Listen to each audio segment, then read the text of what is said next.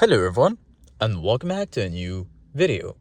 In this video, I'm gonna show you guys how you can fix the pre-collision system malfunctioning on your Toyota Corolla.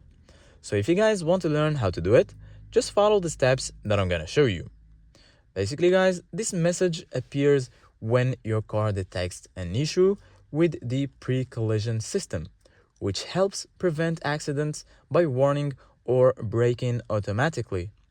So first thing that you need to do guys, check the front sensor and camera, usually located behind the windshield near the rear view mirror.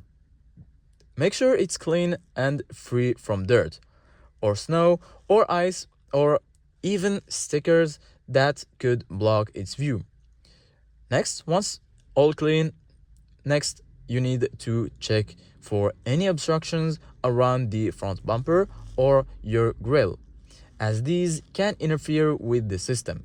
If everything is clean, turn your car off and back on. Sometimes the system just needs a reset. Also, check the system settings on your dashboard menu. Make sure the pre-collision system is turned on.